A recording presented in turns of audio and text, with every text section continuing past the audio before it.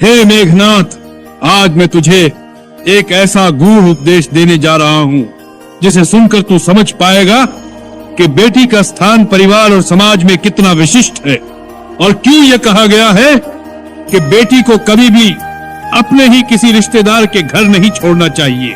जब कन्या को रिश्तेदारों के घर छोड़ा जाता है तब उसका पालन पोषण केवल परिवार की मर्यादा में नहीं बल्कि अन्य भावनाओं के अधीन होने लगता है।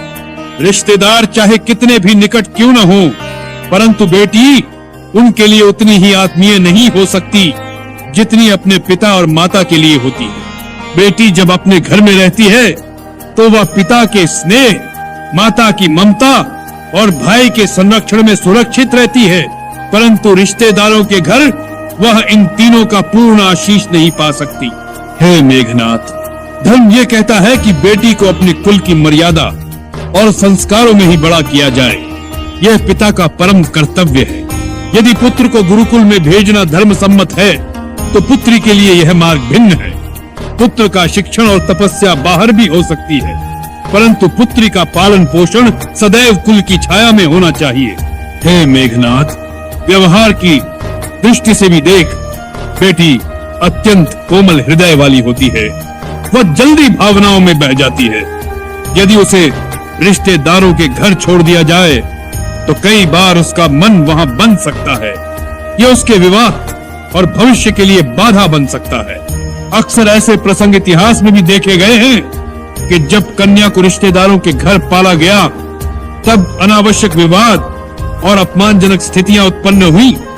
धर्म यह कहता है कि बेटी को अपमानित होने से बचाना ही पिता का परम धर्म है। रामायण में स्वयं श्री राम ने सीता माता को यह शिक्षा दी थी कि स्त्री का पालन पोषण और उसकी मर्यादा सदैव पिता और पति की जिम्मेदारी है।